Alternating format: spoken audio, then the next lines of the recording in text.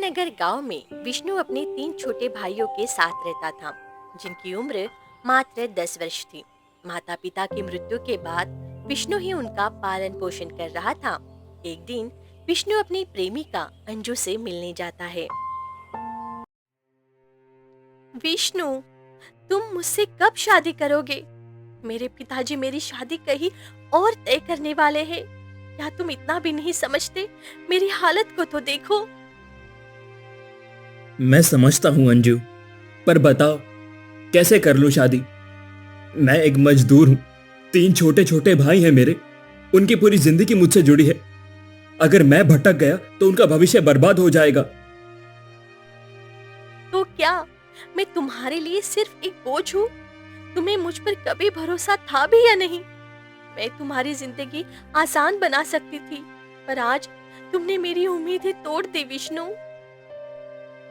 मैं मजबूर हूं अंजू।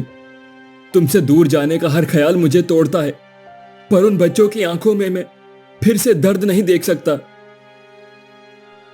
ठीक है, अब मैं तुम्हें दिखाऊंगी कि मेरा प्यार कितना सच्चा है। तुमने जो आज मुझसे छीन लिया है, वक्त तुम्हें उसका जवाब जरूर देगा।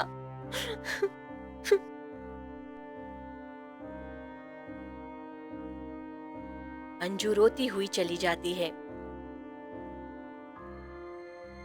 मुझे माफ कर दो अंजू।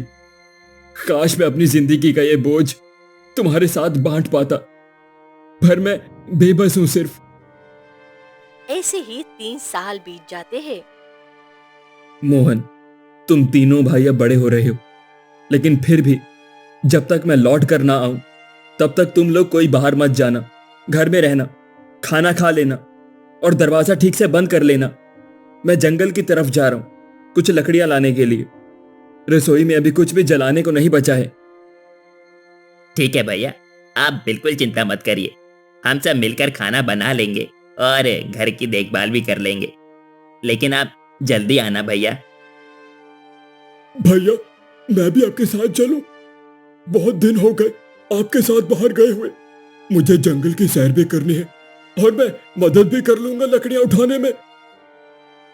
नहीं राहुल, ये काम बच्चों के करने का नहीं है।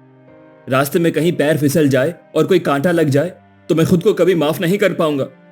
मुझे लकड़ियां लाने में देर भली हो जाए, पर मैं चैन से तभी रहूंगा जब जानूंगा कि तुम तीनों सुरक्षित हो। इसीलिए तुम दोनों यहीं पर रहो और अपना ध्यान रखना।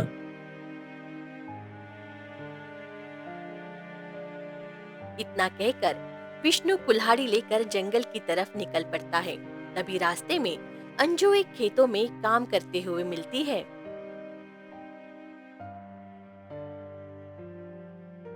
अंजू, ये तुम क्या कह रही हो? इस तपते दोपहर में खेत में काम कर रही हो? क्या तुम्हारे पति तुमसे इतनी मेहनत करवाते हैं? क्या क्या उसे तुम्हारी तकलीफ नहीं दिखती? कौन पति? विष्णु, तुम सच में यही सोचते हो कि मैंने किसी और से शादी कर ली होगी?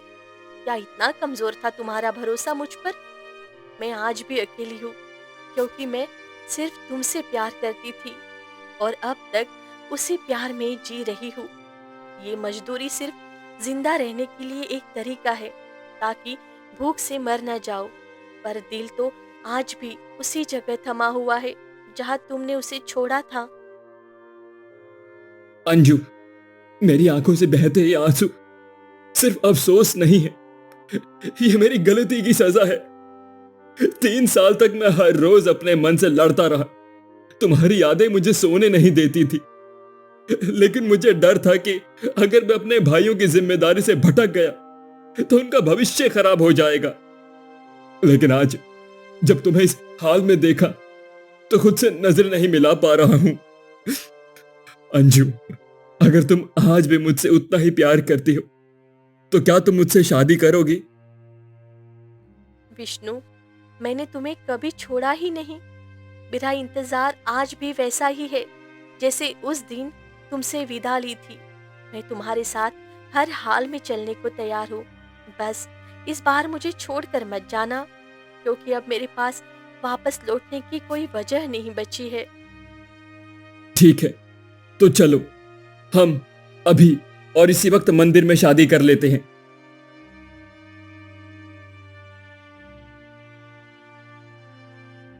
भैया, भाभी आ गई है। भैया की शादी हो गई है। सच में आज घर में एक अजीब सी खुशबू फैल गई है, जैसे माँ फिर से लौट आई हो। भाभी, आप तो बहुत सुंदर हो। ओह, और मुझे बहुत अच्छा लग रहा है कि आप हमें डांटने और प्यार करने वाली माँ जैसी कोई है। आप दोनों चुप हो जाओ भैया। मैं घर का सबसे छोटा भाई हूँ, तो भाभी सबसे ज्यादा प्यार मुझसे करेगी। करोगी ना भाभी? हाँ गोपाल, क्यों नहीं। मैं तुम तीनों से बहुत प्यार करूंगी और तुम तीनों को कभी माँ की कमी महसूस नहीं होने दूंगी। अब तो खुश हो ना तुम? हाँ भाभी, हम तीनों बहुत खुश हैं। भैया, आखिरकार भाभी ले ही आए। फिर अंजू अपने कमरे में चली जाती है और विष्णु से कहती है, हाँ, अंजू, कैसे लगे मेरे भाई? तुम्हें पसंद आया ना? हाँ विष्णु, आज मैंने तुम्हारे भाइयों की आंखों में तुम्हारे लिए जो सच्चा प्यार देखा है, उससे मेरा दिल भर आया है। अब मैं पूरी तरह समझ चुकी हूँ कि तुम्हारे लिए तुम्हारे भाई सिर्फ भाई नहीं है, बल्कि तुम्हारी जिंदगी का सबसे अहम हिस्सा है। इसीलिए मैंने एक बहुत बड़ा फैसला लिया है। कैसा फैसला अंजू? हम कभी अपने खुद के बच्चे के बारे में नहीं सोचेंगे, ना उसे पैदा करेंगे, क्योंकि मुझे डर है कि अगर हमारा बच्चा हुआ तो कहीं तुम्हारा ध्यान बट न जाए, कहीं तुम्हारा प्यार तुम्हारे भाइयों से बट न जाए। मैं नहीं चाहती कि उन मासूमों को लगे कि उनकी जगह कोई और ले रहा है। वो पहले भी तुम्हारी दुनिया थे और आगे भी रहेंगे। अंजू, तुमने जो कहा है उसे सुनकर मेरी रूह कांप गई है। तुम कितनी महान हो ये मैं शब्दों से नहीं बयां कर सकता हूं। मेरे लिए सोचना भी असंभव है कि कोई औरत इतना बड़ा त्याग कर सकती है सिर्फ अपने पति के भाइयों के लिए। तुम सिर्फ मेरी पत्नी नहीं हो अंजू, तुम मेरी जिंदगी हो, सबसे बड़ी ताकत हो। मैं वाकई बहुत किस्मत वाला हूं जो मुझे तुम्हारी जैसी पत्नी मिली है। फिर शादी के 1 साल बीतने के बाद एक बूढ़ी औरत कमला आती है और कहती है, अरे ओ अंजू बहू, कैसी है रे तू? आहा, शादी को 1 साल से ऊपर हो गया, अब तक कोई खुशखबरी नहीं सुनाई। आहा, क्या बात है बहू, कुछ आने वाला है क्या? नहीं अम्मा, हम लोग तो बच्चा नहीं चाह रहे हैं। सोच रहे कि हमारे तीनों देवर है ना, बस उन्हें ही अपने बच्चों की तरह पालेंगे, प्यार से उन्हें बड़ा करेंगे। क्या तू ठीक से सुन रही है अपनी बात? देवर को बच्चा बनाएगी? बहू, देवर कभी बेटा नहीं होता और ना ही देवर की बीवी कभी तुझे माँ मानेगी। मैं तो कहती हूँ अपना बच्चा कर ले, वरना पछताना पड़ेगा। नहीं अम्मा, हमारे लिए ये काफी है। विष्णु जी मुझे बहुत प्यार करते हैं और उनके भाइयों को भी मैं अपने बिल्कुल बच्चों जैसा मानती हूँ। हमें अपना बच्चा नहीं चाहिए। अरे बहू, आज देवर तेरा कहना मान रहे हैं, क्योंकि ही तो उनकी भाभी है। कल जब उनकी बीवी आएगी ना, तब देखना सब अपने अपने में लग जाएंगे और तू अकेली रह जाएगी। भाभी का रुतबा तभी तक होता है जब तक देवर कुंवारे हो। शादी के बाद सब अपने अपने घरों के राजा हो जाते हैं। अम्मा आपने गलत समझा है, हमारे रिश्ते ऐसे नहीं हैं। हम सब एक दूसरे से बहुत प्यार करते हैं अम्मा। ठीक है बहू, तेरी मर्जी, लेकिन कल को मत कहना कि कमला काकी ने कभी समझाया ही नहीं।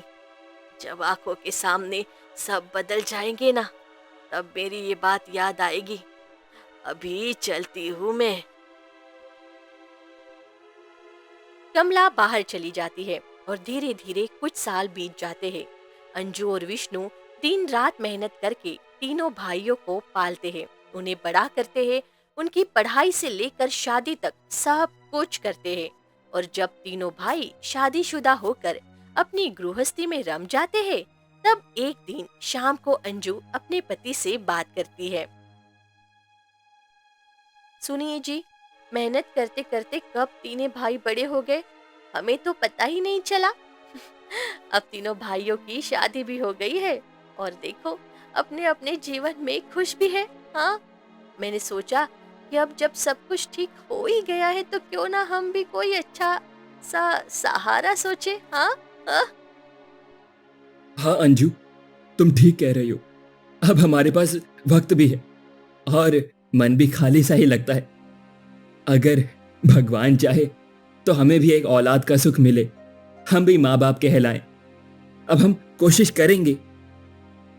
वो दोनों कोशिश शुरू करते हैं पर 6 महीने बीत जाते हैं और अंजू को गर्भधारण नहीं होता। एक दिन अंजू रोते हुए विष्णु से कहती है, सुनिए जी, अब तो 6 महीने हो गए, हमने पूरी कोशिश की लेकिन कुछ नहीं होना।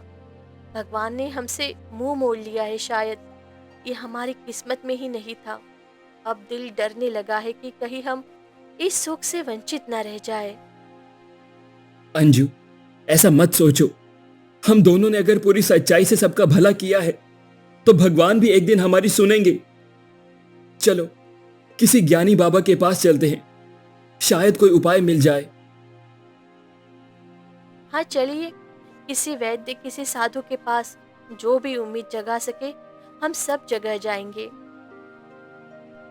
इसके बाद दोनों कई जगह जाते हैं, अलग अलग बाबाओं के पास हवन करवाते हैं, वेदों से जड़ी बूटियां लेते हैं, मंदिरों में मन्नत मांगते हैं, पर कोई फर्क नहीं पड़ता। महीनों निकल जाते हैं, फिर भी अंजू मां नहीं बन पाती। विष्णु जी, अब तो थक गई हूँ मैं। हर दरवाजा खटखटाया, हर उपाय कर लिया। अब लगने लगा है कि भगवान ने हमें इस सुख के लिए चुना। जो त्याग हमने किया, क्या उसी की ये सजा है? अंजू, ये सजा नहीं है, ये शायद एक परीक्षा है। शायद भगवान हमें कुछ और बड़ा सिखाना चाहते हैं। लेकिन तुम मायूस मत होना। तुम मेरे साथ हो तो मुझे किसी और के सहारे की जरूरत ही नहीं है। मैं जानता हूं तुम मां बनने की हकदार हो और मैं भी उस दिन का इंतजार करूंगा जब तुम्हारी गोद भरेगी। वहीं दूसरी तरफ घर में सभी बहू आपस में बात करती है। देखो ना सपना और रेखा, हम तीनों दिन रात रसोई में खटते हैं, घर संभालते हैं, फिर भी भाभी सिर्फ बैठी ही रहती है। हर बात में उन्हें ही पूछते हैं ये लोग, क्या हम कुछ नहीं हैं? हाँ बताओ। सही कहा दीदी, हमारे पति तो बस अपनी भाभी की ही बात मानते हैं, जैसे हम उनकी पत्नी नहीं, कोई और काम वाली हो। अब ऐसे नहीं चलेगा। हमें कुछ ऐसा करना होगा जिससे ये लोग अपने भाइयों से अलग हो जाए और सिर्फ हमारी सुने, नहीं तो ये भाभी सारी जिंदगी सिर पर बैठी रहेगी। फिर रात होते ही सभी अपने अपने पतियों से कहती है, राहुल, तुम्हें कभी लगता है कि तुम्हारी भाभी हर चीज में दखल देती है? हर महीने की कमाई, हर फैसला, हर बात, सब कुछ वही तय करती है। इसमें बुरा क्या है किरण? आखिर उन्होंने हमें पाल पोस कर बड़ा किया है, तो उनकी बात मानने में क्या दिक्कत है? राहुल, मानती हूँ उन्होंने तुम्हें पाला है, लेकिन क्या कोई माँ अपने बच्चों के में फर्क करती है? अगर सच में माँ जैसी होती तो अपनी ममता सब पर बराबर लुटाती। हर फैसले में खुद को आगे रखकर तुम्हारे हिस्से की धन जिंदगी भी खुद ही जी रही है। क्या तुम्हें नहीं लगता कि अब वक्त आ गया है कि तुम अपनी जिंदगी अपने हिसाब से जियो? शायद तुम ठीक कह रही हो किरण। कभी कभी लगता है जैसे हम आज भी उन्हीं की छाया में जी रहे हैं, बिना अपनी मर्जी के। वहीं दूसरी तरफ सपना भी मोहन से कहती है, मोहन, कभी खुद के लिए सोचा है? भाभी को सब कुछ दे दोगे तो हम अपने बच्चों का क्या भविष्य बनाएंगे?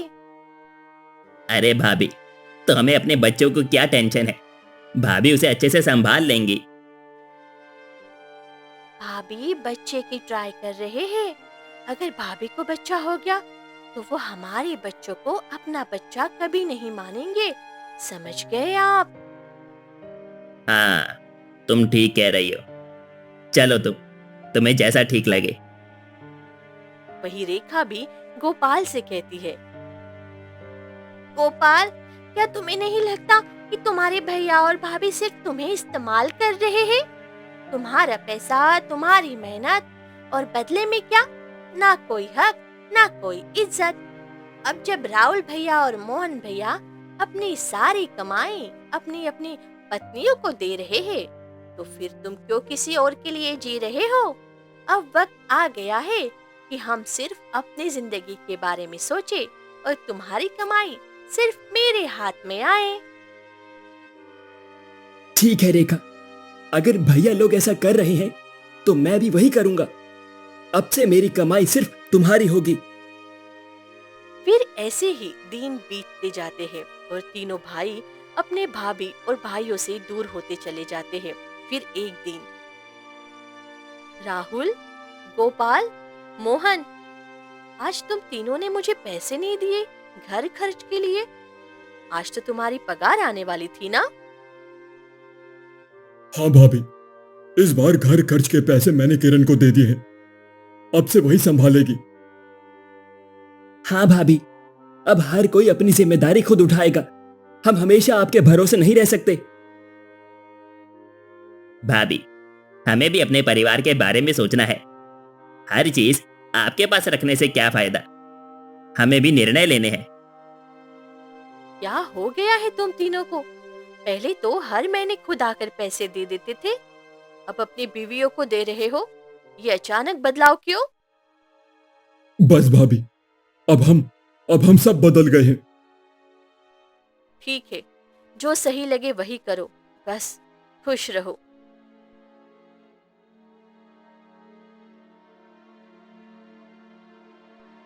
फिर देखते ही देखते साल बीत जाते हैं।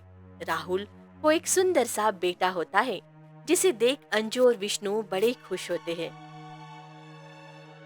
अंजू, अब तो तुम खुश हो ना? देखो, हमारे घर में भगवान का रूप आया है। एक सुंदर सा बच्चा। अब तो तुम्हारे दिल में कोई खालीपन नहीं रहेगा। हाँ जी, अब तो हमारे घर में सच में कृष्ण आ गया है। अब मुझे किसी और चीज की कमी महसूस नहीं होगी। अब यही बच्चा मेरा सब कुछ होगा, देख लेना आप। मैं इसी को अपनी गोद में लेकर अपने दिल का सूनापन भर लूंगी। आप बैठे रहिए, मैं अभी उसे लेकर आती हूँ। अंजू उठकर राहुल के कमरे में जाती है और बच्चे को गोद में उठा लेती है। भाभी, भाभी, ये क्या कर दिया आपने? मेरे बच्चे को क्यों छू लिया? अरे भाभी, बैठिए, आप दूर रहिए मेरे बच्चे से। आपकी छाया भी मेरे बच्चे पर नहीं पड़नी चाहिए। मैं आपसे साफ साफ कह रही हूँ, आज के बाद कभी मेरे बच्चे के पास मत आइएगा आप। बहू, ये क्या कर रही हो? ये बच्चा हमारे घर का है और तू तो जानती है कि मुझे बच्चों से कितना प्यार है। अगर भगवान ने मुझे नहीं दिया तो इसमें मेरी क्या गलती? देखिए भाभी, आप मेरे बच्चे से दूर रही है। आप उसका कुछ भला नहीं चाहती। अगर आप बार बार इसे उठाएगी तो कुछ अनहोनी हो सकती है। भाभी, किरण ठीक कह रही है। आप मेरे बेटे को गोद में मत लिया करिए, वरना कुछ गलत हो गया तो हम भी आपकी तरह ही दर दर भटकते रहेंगे। राहुल, ये तू क्या बोल रहा है? तू भूल गया किस तरह मैंने अपने सारे सपने कुर्बान कर दिए थे? मैंने माँ बनने का सुख इसलिए त्यागा ताकि तुम तीनों को पाल सकूं, और आज तू मुझे इस बच्चे से दूर कर रहा है। देखो भाभी, हमने नहीं कहा था कि हमारी वजह से आप अपना बच्चा पैदा ना करें, लेकिन इस तरह आप हर बात में ताना नहीं दे सकती हैं और मेरे बच्चे से दूर रहिए। फिर अंजू बिना कुछ बोले रोते हुए चली जाती है। देखिए जी, बहुत हो गया। अब अगर भाभी ने फिर कभी बच्चे को छुआ तो मैं सीधे मायके चली जाऊंगी, या फिर आप अपने भैया और भाभी को यहाँ से निकाल दीजिए। ये तू क्या कर रही है किरण? मैं भैया भाभी को घर से कैसे निकाल सकता हूँ? सोच लो जी, मैं आखिरी बार कह रही हूँ, नहीं तो मैं अपने बच्चे को लेकर जा रही हूँ। ठीक है, ठीक है, मैं आज ही जाकर भैया भाभी से कह देता हूँ। वहीं दूसरी तरफ अंजू रोते हुए कमरे में जाती है। तभी विष्णु कहता है, क्या हुआ अंजू? तू रो क्यों रही है? तू तो बच्चे को लाने गई थी ना? क्या हुआ? जी, मुझे किरण ने बच्चों को छूने ही नहीं दिया और कह रही थी कि अब शगुनी हूँ। मेरा साया भी उस बच्चे पर पड़ गया तो नुकसान हो जाएगा। उसने मुझे बच्चे से दूर रहने को कहा है। मुझे उस बच्चे से दूर कर दिया और बच्चा छीन कर रख लिया। मैं माँ नहीं बन सकी तो क्या इसमें मेरी कोई गलती है? क्या मेरी ममता का कोई मोल नहीं है? अब ये लोग मुझे अपशगुन मानने लगे हैं जी। बस अंजू, अब बहुत हो गया। किसी को कोई शर्म नाम की चीज है कि नहीं? हमने क्या कुछ नहीं किया इन सब के लिए, और ये सब लोग तुम्हारे साथ ऐसा कर रहे हैं। तभी राहुल अपने भाइयों के साथ वहां आ जाता है। राहुल, ये क्या सुन रहा हूं मैं? तूने अपनी भाभी को अपने बच्चे से दूर रखा, क्यों और किस हक से? भैया, आप कुछ मत कहिए, लेकिन मैंने वही किया जो सही लगा। किरण कह रही थी कि अंजू भाभी अब अशुभ हो गई है। कि क्या कहा तुमने? अंजू अशुभ हो गई है? ये वही अंजू है जिसने तेरे लिए अपनी दुनिया को छोड़ दिया था, और तू आज उसके ममता को अपमानित कर रहा है। देखो भैया भाभी, आप लोग अब कुछ काम धंधा करते नहीं हैं। घर का सारा बोझ हम पर है, और जब हमारे बच्चों की सेहत का सवाल है तो हम सख्त फैसले लेने ही पड़ेंगे ना। हाँ हाँ भैया, सही कह रहे हैं। अब आप दोनों को ये घर छोड़ देना चाहिए। तू ये क्या कह रहा है? तू भूल गया कैसे हमने अपने खून पसीने से तुमको पाला पोसा? देखिए भैया, आपने हमें पाला था तो कोई एहसान नहीं किया था। हमने आपसे नहीं कहा था कि हमें पालिए। चलिए जी, अब कुछ कहने सुनने का कोई फायदा नहीं है। अब ये लोग बदल चुके हैं। अब इनके लिए उनकी बीवियों की बात ही सब कुछ है। चलिए यहाँ से। अंजू और विष्णु चुपचाप घर से बाहर निकल जाते हैं। कितना अजीब है ना अंजू, हम दोनों ने अपनी पूरी जिंदगी दूसरों के लिए कुर्बान कर दी, और आज हमारी कोई खबर लेने वाला तक नहीं बचा। मैं तो सोच भी नहीं सकती थी कि हमारे अपने, जो कभी हमारी आंखों के इशारों पर दौड़ते थे, वो एक दिन हमें इस हाल में छोड़ देंगे। राहुल, मोहन, क्या यही हमारा हक था? अब तो लगता है हमें कोई आग देने वाला भी नहीं रहेगा। अब तो लगता है यही जंगल हमारी आखिरी जगह बन जाएगी। विष्णु इतना ही कह रहा था कि अंजू बेहोश होकर नीचे जमीन पर गिर पड़ती है। अंजू, उठो। अंजू, क्या हुआ तुम्हें? अंजू, कुछ बोल क्यों नहीं रही हो तुम? तभी एक बच्चे की रोने की आवाज सुनाई देती है, जो अंजू के कान में जाते ही वो उठकर बैठ जाती है। सुनो, सुनो, ये रोने की आवाज है। लगता है कोई बच्चा है आसपास। इतने घने जंगल में बच्चा कैसा, और किसका हो सकता है ये? फिर दोनों उठते हैं और आसपास की झाड़ियों में बच्चा खोजने लगते हैं। तभी उन्हें एक छोटा सा बच्चा मिलता है। हे भगवान, ये तो बिल्कुल अकेला है। देखो कैसे रो रहा है बेचारा। अरे, ये तो जैसे मेरी गोद में आते ही चुप हो गया। देखिए, ये मुस्कुरा रहा है। देखो ना, ये कैसे मुझसे लिपट गया है। इसका बच्चा है ये, इतना प्यारा है। हाँ, जैसे इसे माँ की गोद मिल गई हो और हमें जीने की वजह। देखो अंजू, यहाँ एक टोकरी है, इसमें एक चिट्ठी भी है। मैं एक मजबूर माँ हूं। अगर किसी को मेरे बेटे के बारे में पता चल गया तो वो लोग हमें मार डालेंगे।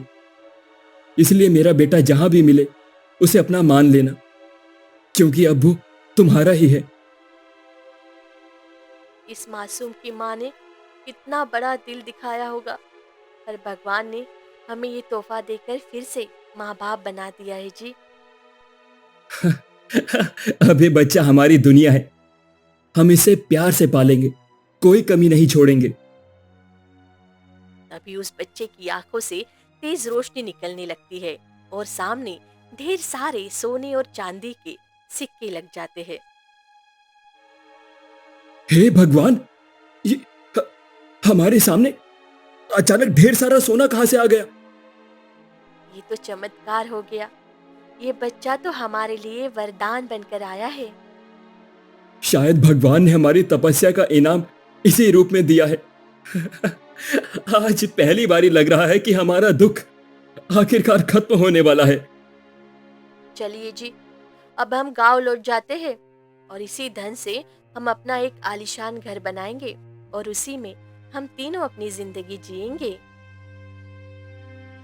तीनों भाई गांव लौट आते हैं और कुछ ही दिनों में अपने लिए बहुत ही आलीशान घर बनाते हैं, उसमें रहने लगते हैं। तभी ये खबर धीरे धीरे उन तीनों भाइयों तक पहुंच जाती है। तुम्हारे बड़े भैया को देखो, कैसे अकेले ही सारी दौलत समेट ली, और तुम यहाँ रोज की 2 रोटी के लिए भी मुंह ताकते रहते हो। कभी सोचा है तुम्हारे माँ बाप के नाम पर जो खेत थे वो सब बेच दिए गए होंगे, और अब दौलत की बात आई तो वो तुम्हें भूल गए। हाँ, और क्या, जब तक जरूरत थी तब तक बड़े भाई और भाभी का साया बनकर रहे हैं ये लोग। अब जब किस्मत बदली तो सबसे किनारा कर लिया उन्होंने। एक बार जाकर बात तो करो ना, आखिर भाई हो, थोड़ी मदद तो बनती है। ठीक है, तुम तीनों जो कह रही हो ठीक है, हम तीनों भाई आज ही भैया और भाभी के पास जाकर मदद मांगते हैं ताकि वो हमें भी कुछ धन दे दे। तीनों भाई अपनी पत्नियों की बातों में आकर शर्म और रोने का नाटक करते हुए विष्णु और अंजू के घर पहुंचते हैं। भैया, हमें माफ कर दीजिए, बहुत बड़ी भूल हो गई है हमसे। तुमने जो हमारे लिए किया वो कोई गैर नहीं करता। हमसे बड़ी नादानी हो गई भैया, मगर अब हालात ऐसे हैं कि भूखे मरने की भी नौबत आ गई है। भाभी, हमें भी अपना समझो, घर बार सब बिक जाएगा, हमसे कोई काम भी अब ठीक से नहीं होता।